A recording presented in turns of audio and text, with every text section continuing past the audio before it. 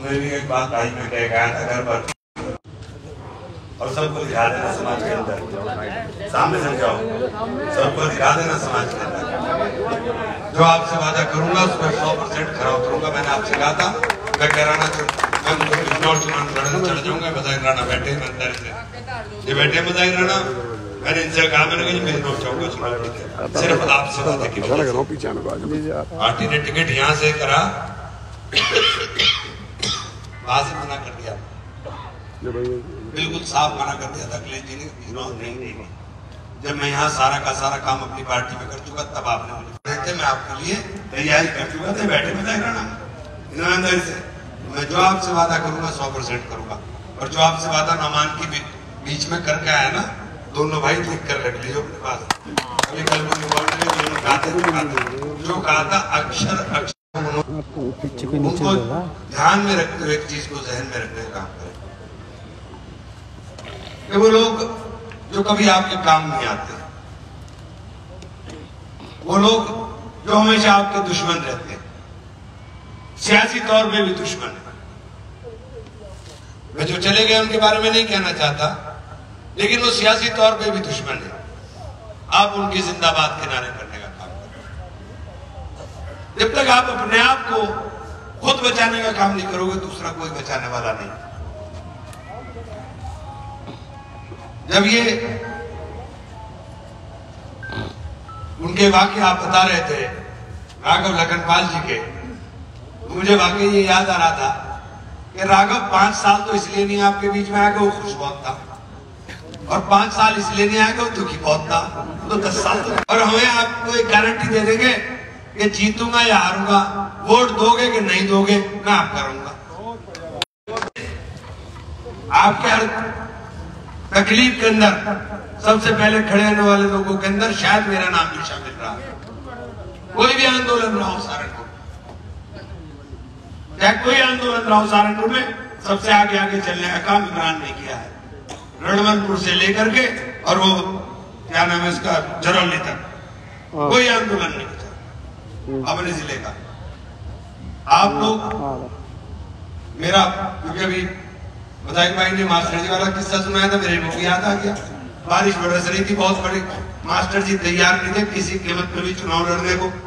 मजाहिर भाई मास्टर जी की तरफ से तुम पकड़ो, एक तरफ से मास्टर जी को खड़ा कर दिया, तुमको खड़ा हो जी, ये भी खड़ा करा दीजिए। और जब मास्टर जी कह ये कहा मास्टर जी चुनाव जीतेंगे इंशाल्लाह, देखो पानी बरस रहा, और बरसते पानी के अंदर कितना आदमी खड़ा हुआ है, और अल्लाह का करना 18,000 वोट से चुनाव जीत गए। और ये जिला आप लोगों का है, लेकिन आपने ही समझ लिया कि हमारा नहीं, इसीलिए कमजोर हो गए। ऊपर हाथी पे नहीं बैठने के, दूसरे घोड़े और क्या कहते उस पे नहीं कहते, बताओ। एक कैबिनेट मिनिस्टर नहीं है आपका पिछले 10 साल से, लेकिन वाजपेयी है जी। क्यों है वाजपेयी भैया? राजस्थान की सरकार गिरा दी आपने, वनवासी सरकार उनकी, वहां भी कैबिनेट मिनिस्टर नहीं बनाया आपका। उत्तर प्रदेश के अंदर जिनके 8 कैबिनेट मिनिस्टर हैं, उनसे ज्यादा वोट आपका है, लेकिन बताना कि आपको तो देना ही वोट, इसलिए पूछते ही नहीं, इसलिए पूछते ही नहीं। ये जिले में जो झगड़ा शुरू कराया था, ये तो आरएसएस का शुरू कराया था, आरएसएस ने शुरू कराया था। जब देखा मामला हाथ से निकल गया, पीछे से भागे सुर से निकल करके, और वो लड़के पीटे, उन्हें कोई पूछने भी नहीं आया। तो मैं तो आपसे सिर्फ, क्योंकि इस वक्त जिस तरह से माहौल बना है पूरे जिले में, बहुत दिनों के बाद बना है, हिंदू मुस्लिम सिख ईसाई, जिस तरह से सब तरफ से मोहब्बतें चल रही, ठाकुरों ने भी झंडा उठा रखा, गुजरों में झंडा उठा रखा, सैनियों ने भी झंडा उठा रखा, दलित उठा करके फिर ही रहा है आगे आगे, सारे के सारे दलित संविधान बचाने के लिए, क्योंकि खतरा तो सबसे बड़ा संविधान का है, और संविधान सिर्फ दलित का नहीं है। संविधान रद्द होगा तो सबके अधिकार मरेंगे, क्योंकि संविधान रद्द होने का मतलब है लोकतंत्र खत्म, और लोकतंत्र खत्म, इलेक्शन नहीं होगा।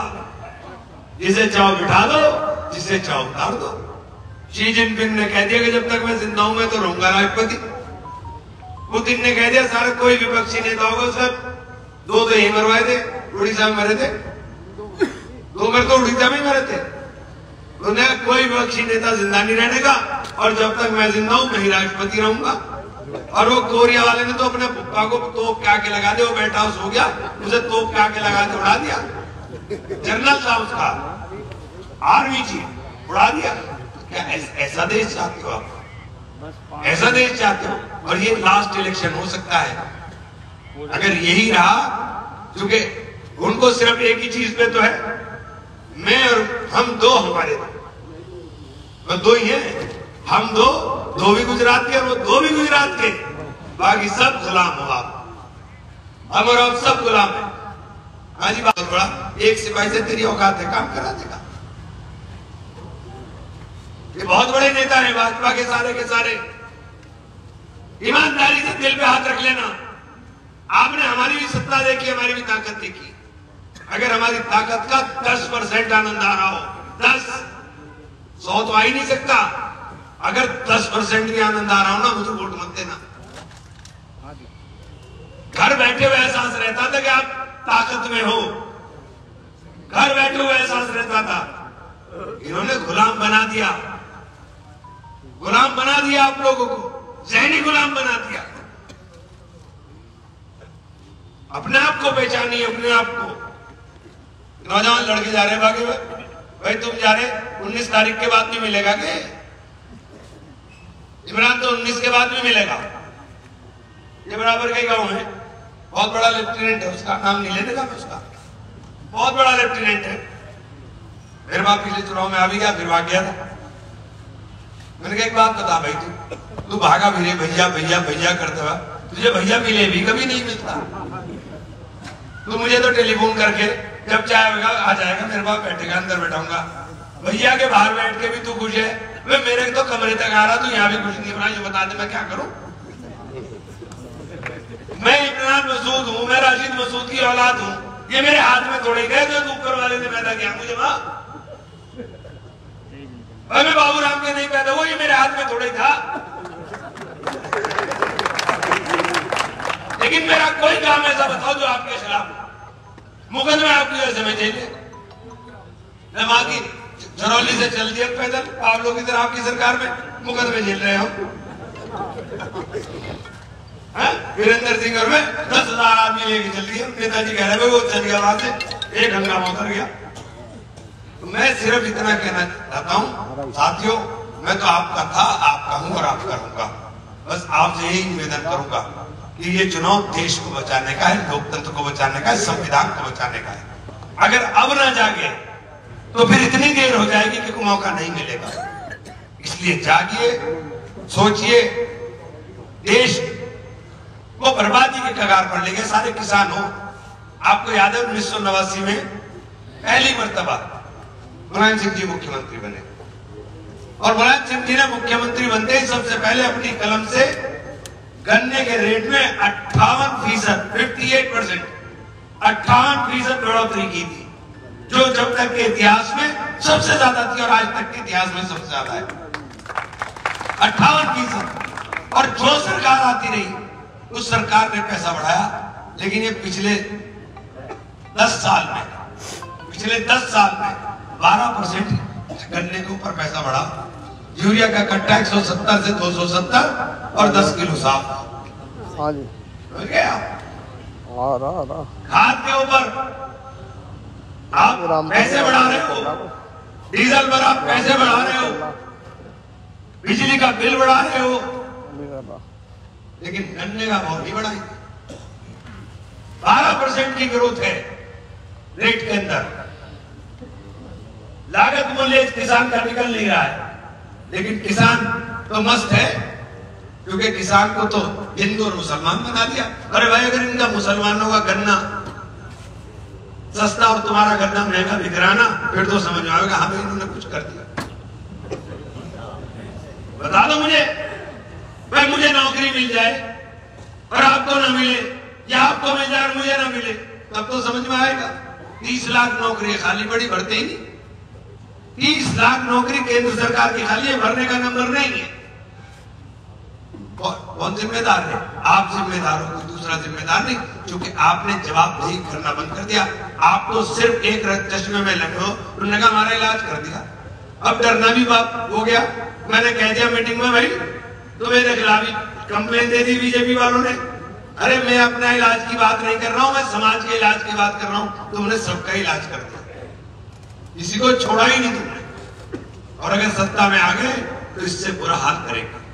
अभी 83% नौजवान बेरोजगार है, फिर 100% नौजवान बेरोजगार हो। और आप लोगों से कहना चाहता हूं कि इनके बहकावे में मत आए। ये रात को आगे हो तो सुर्खी चीज छोड़े ना, सुरख सुरख सुरख रात की जो छुटे उस सुर्खी से बहुत कुछ। वैसे तो राम की कृपा इतनी बरस रही है कि इनके बस का कुछ रहा